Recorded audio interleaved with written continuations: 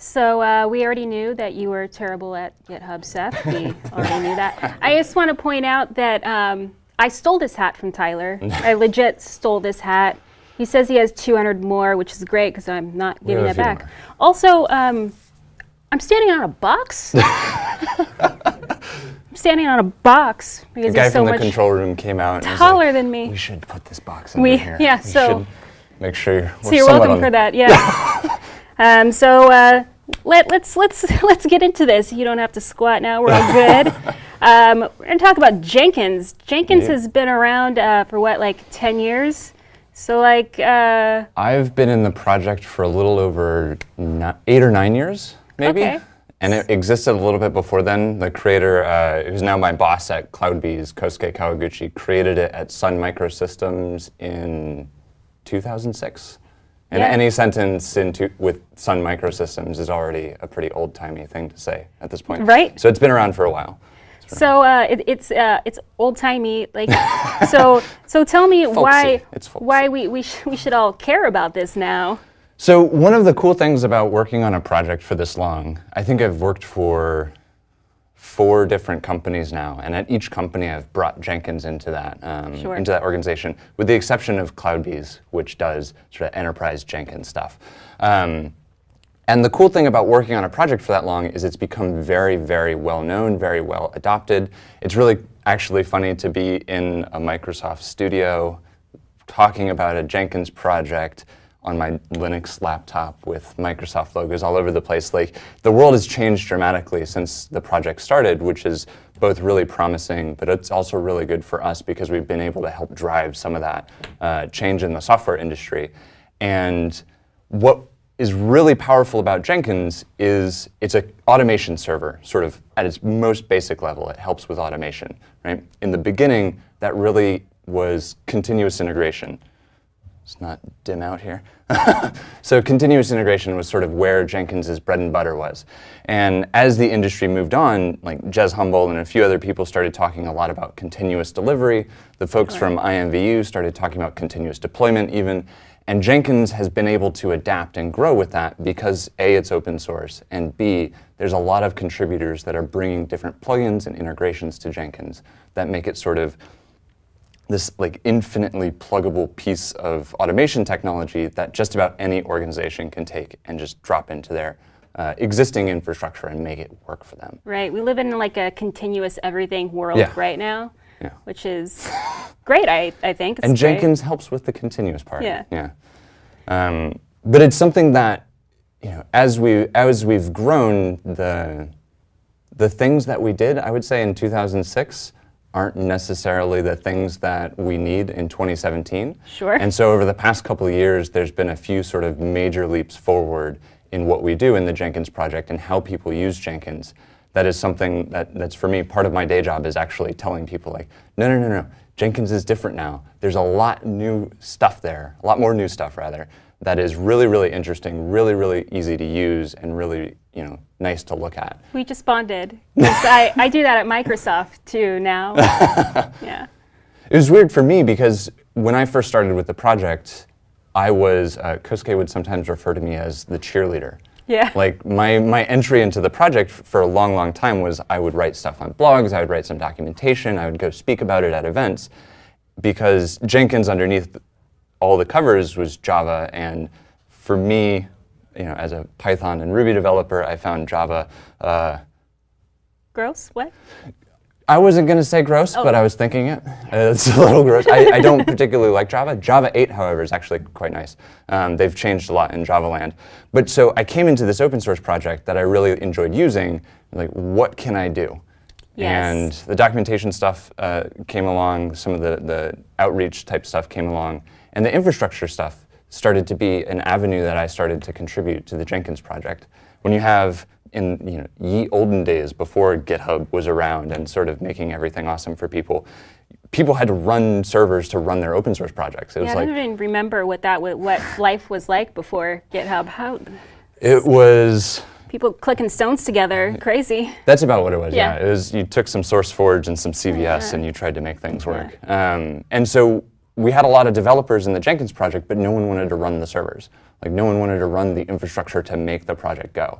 And so that's actually how I really started to get deeply embedded in the project, was someone had to keep the lights on, and I'm a gullible idiot, and I said, I'll do that. And so that's what I do with my colleague Olivier. We work on a lot of the infrastructure, which is what brings me to Microsoft and Azure. Cool. Well, let's get into that. Sure. I know that you're going to not demo things, but let's talk through this. Right. So to sort of step back a little bit and so before I get to the infrastructure stuff, let's talk about Jenkins pipeline, which for me was one of the big leaps that we've made over the last couple years. In the old stone clapping together world of Jenkins, the way that people would construct their automation is they would go through this WYSIWYG editor and they would create a job configuration. And if you had something like my normal project, I've got to build it, I've got to test it, and then I've got to release it or deploy it somewhere. Right. Like most projects fit into that sort of build, test, deploy pipeline. So what people used to do is you would create a build job, you would create a test job, you'd create a deploy job, and you'd chain those together. And it was sort of, you could do it, and a lot of people did, but it wasn't very clear to people, users coming into the Jenkins interface, what was actually wired together, how Right. everything was configured. And so sometime before we released Jenkins 2 last year, a number of people within the project started working on this thing that we called pipeline. And Jenkins pipeline is sort of, I would say it's not like jobs in that the goal is to model your entire continuous delivery process, right? So instead of just doing the build stuff over here and doing the test stuff over here and the deploy stuff, let's put that all together because that's how we think about our software development lifecycle, right? So that was part of it. And then this sort of like X as code movement was also a big influence. Like I started using Puppet probably 5 or 6 years ago, and about 4 or 5 years ago, I started to get sick of the infrastructure as code sort of rhetoric. But with Jenkins, we had a very strong need for the pipeline to be defined as code. Like when we talk about using GitHub to sort of keep track of things, the one missing link for a lot of people was, how do I keep track of what Jenkins is supposed to do, right? And so we created pipeline. Yes, I helped create pipeline. I had nothing to do with it. I just like to talk about it and use it. But some people like Jesse Glick, Andrew Bayer, a lot of the, I would say, titans of the Jenkins open source project Right. came together and built out what is today Jenkins pipeline, which is by far the best way to do things in Jenkins. I cannot, if you're using Jenkins, this camera's on. If you're using Jenkins and you're not using Jenkins pipeline, you should be using Jenkins pipeline, full stop. It's flag in the ground. It's so much better than everything that was there before. I can't stress that enough. But it's also very simple. So on the screen, what I wanted to show was like the most simple declarative pipeline. Right. So I wanted to ask a question about that. So there are 2 different ways to define pipelines, scripted Indeed. versus declarative. So like, why would I use one over the other? So there's a little bit of cultural tension in the Jenkins project. On the one side, you have people who are like, I want super awesome power tools where I can just do whatever the hell I want, whenever the hell I want. Yeah. That's what scripted pipeline is really for. Scripted pipeline is a subset of Groovy, which is a Java-based or JVM-based scripting language, and you can do just about anything. It's all sorts of banana stuff going on in scripted pipeline. The other part of the Jenkins project, and this is where some of the tension comes in, it's like, I don't want to think. Don't make me think about stuff I don't need to think about. How can I do this as easily and as quickly as possible? Yeah, that's me. That is you. Yeah. So declarative pipeline is the pipeline for you. But they're both actually built on top of the same sort of underlying engine. Okay. So it's just sort of 2 ways to get into the same underlying core of stuff, right? And so what I have on the screen, this is actually a declarative pipeline. Okay. And so it's very, very simple, very basic. And there's not a lot of need for you to understand how Jenkins does everything. It should be fairly straightforward to understand, fairly straightforward for everybody in the project. So maybe you've got designers, you've got some coders, a product manager, some other ops people running around. Everybody should be able to understand that Jenkins file that gets checked into your repository because you're all collaborating on that software delivery process. Right. So if we look at this one in particular, it's pretty basic. I mean, instead of having build, test, deploy, I'm really just doing a build. And all it is saying, give me a Docker image that runs Maven, and then run the Maven. So my eye went right to Docker. How long have you guys been running Docker in production? So the Docker and Jenkins have sort of an interesting past. We started using Docker for our infrastructure probably 4 years ago, because Kosuke said we should do this thing, and sometimes I have to make that leap of faith when Kosuke says something. And it turns out he was right. It was good for a number of reasons. But as the Jenkins... You heard him, he said you were right. Kosuke probably hears enough from me that he's wrong, so it's good to have on the record that he was right. But so we started using Docker a long, long time ago within the project itself. And when we started to develop pipeline, it became very clear that Docker as a sort of build and test execution environment was an ideal sort of thing to marry into Jenkins pipeline. Right. Because if you think about it, like most projects now, I would say if you start a project now, you've probably got some front-end stuff in Node.js, you probably got some back-end stuff in Python or Java or whatever, Go even. I hear people use Go a lot. Yeah. Some people out in the fringes use Go. Everybody else uses Java. Getting off my bum, going home. Shit, I'll have to do the rest myself. But you have these repositories and these applications that are being developed where it's not just one environment anymore. You've got multiple languages coming together. And that's where Docker and Jenkins start to really play well together.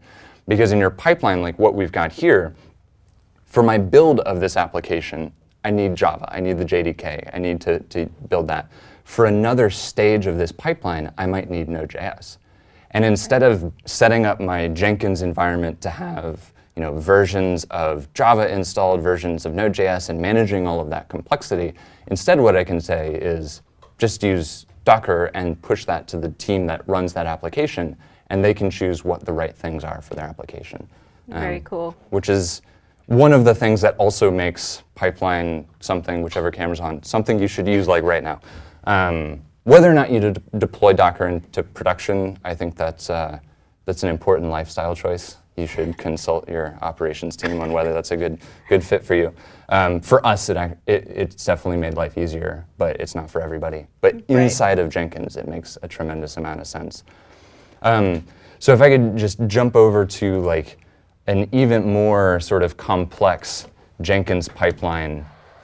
Imagine for a second you've got your sort of simple, I've got my pipeline that does some build stuff. Right. The nice thing about this being code is you can start to iterate on that, and you check all of your changes into code, or into the repository. So over time, you might find, I've now got some Node.js stuff in here. I'm going to add a stage to do Node.js, and that can be another revision. Or you might find, like this is a demo one of the guys that works on this Blue Ocean project, which I'll show you in a second, created. You might find you need to do a little bit more complex things like run browser tests in parallel branches for Firefox, Safari, Chrome, etc. That you can all start to code into your Jenkins file and do something really interesting with that.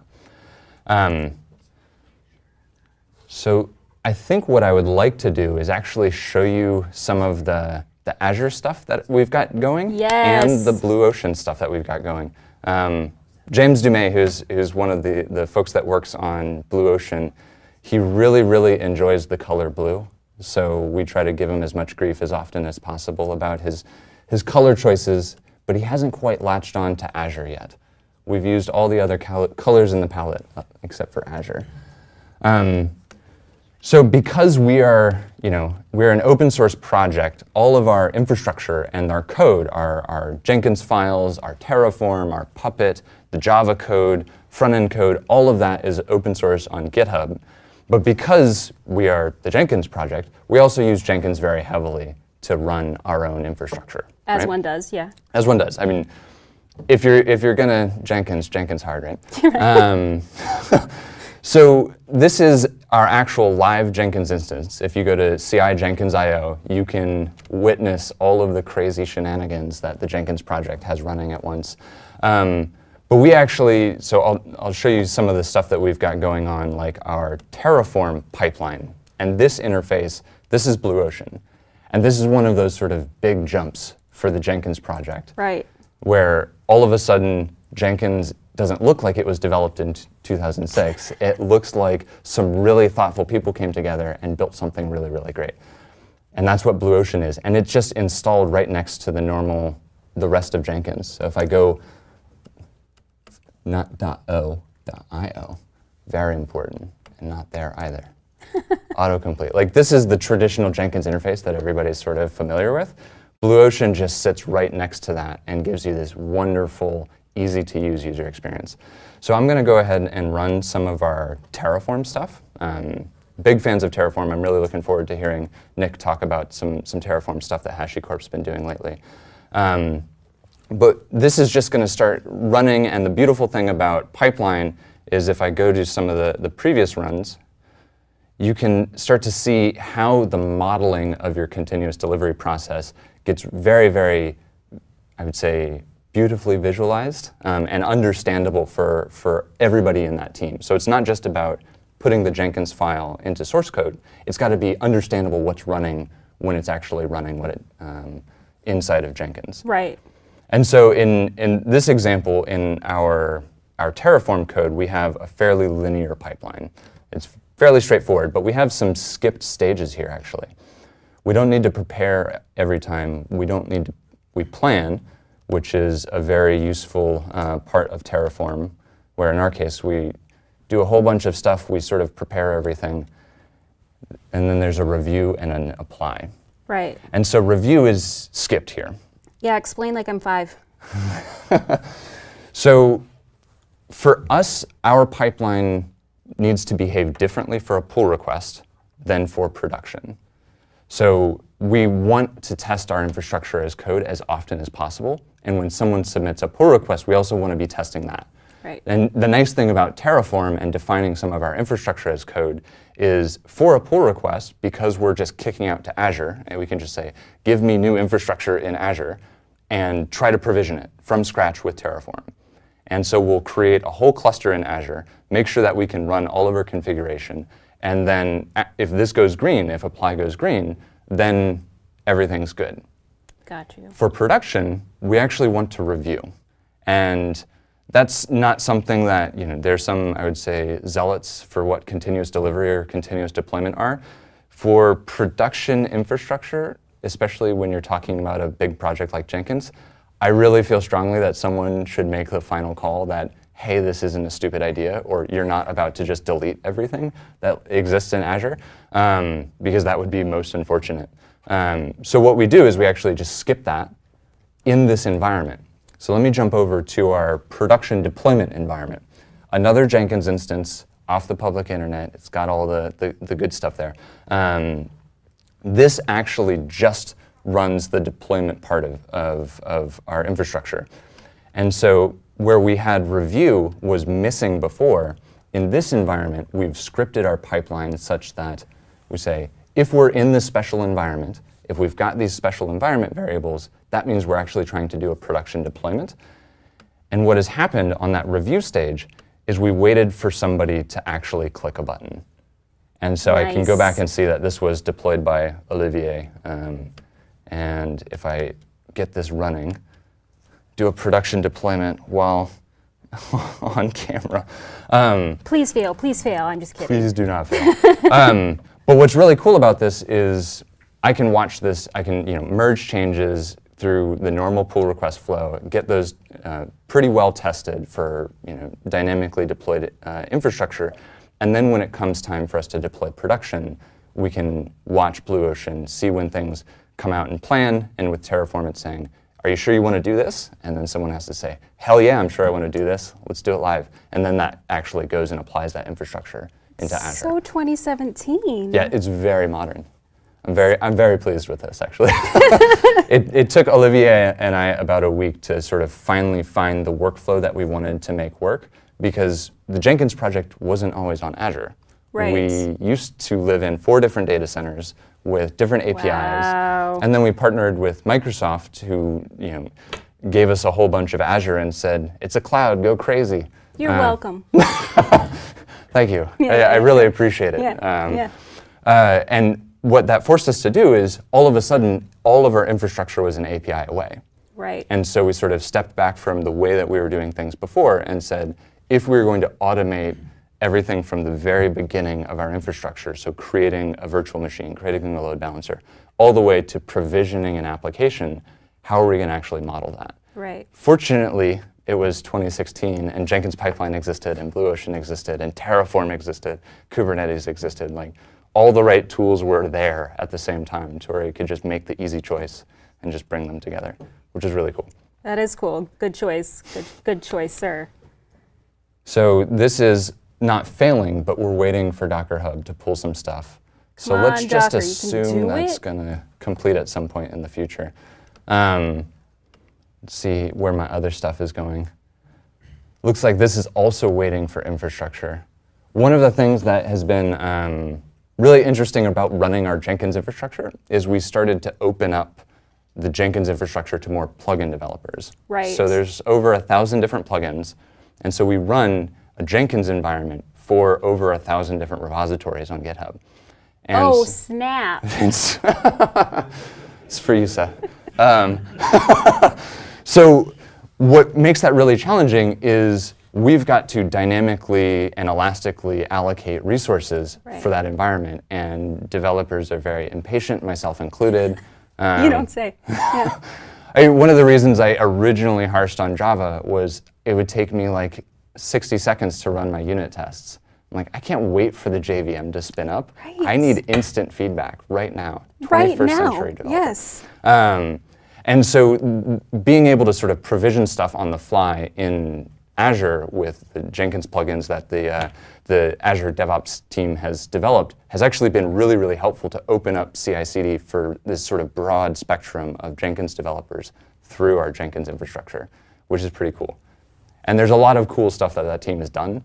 Like yesterday, I flew up and Arun, who's the head of that team, was like, "Hey, did you see that managed Kubernetes service we launched?" I was like, "I was on the plane for 3 hours, dude. Are you serious?" Like, I left and these tools were not there, and then I land and Arun's like, "Hey, by the way, we just solved some of your problems. You should maybe check that out." I'm just saying, Microsoft does cool things now. So like, you heard it live. We didn't edit that. I mean, it's not a voiceover. It's true. That is true. And it's shocking. It's genuinely, like, when I started in the open source community, Microsoft was spelled with a $ for the S and all sorts of other juvenile shit like that. And now, like, all these sort of people I respect in the open source ecosystem are like, "Yeah, I work at Microsoft now." I'm like, what? Yeah, I know. It's crazy. I'm here. I don't process Jess this. is here. It's insane. Yeah. Who are we even? It's a very different Microsoft. It is. And what's especially cool, I actually have this tab open already, is there's this team that's invested in Jenkins at Microsoft, which is pretty sweet. And so all of these cool things that are available on Azure, this team is developing integrations into Jenkins for. Man, we're cool. We are. Yes. Yeah. You're so cool. Yeah. Yeah. With your super cool hat and whatnot. I know, yeah. And so what's really exciting for me, because I run Jenkins for Jenkins people, is there's tools that have come out which I still haven't been able to integrate, which are going to make their lives and my life a lot easier, like the managed Kubernetes service. There's this integration for Azure container instances, which I haven't yet rolled out to production, which is really exciting. And then some of the deployment stuff is also really interesting, because the biggest challenge for a lot of people using Jenkins is that last mile sort of to production. Like, we've tested it, we've built it, we've stood it up in a QA environment. Now getting that into production safely is something that, from the Jenkins perspective, we'd like to be modeled in the pipeline, but a lot of people don't quite have the integrations there to successfully get things out to production. Right. And so the Azure integration with Jenkins is actually pretty promising for that too, which is exciting. We have about 3 minutes, so I want to make sure that we cover all of the things that you want to cover, man. So like... There are so many things. I know. So of all the things that we could cover, so one of the reasons I wanted to come talk about some of the infrastructure that we have for Azure not just the plugins, which are all open source, not just Jenkins itself, which is all open source, but our infrastructure is open source. And so the way in which we use Jenkins is open source and can be copied and emulated. It's all MIT licensed. It can be pilfered at will. But like we have, in this repository, all of our stuff is under Jenkins-infra.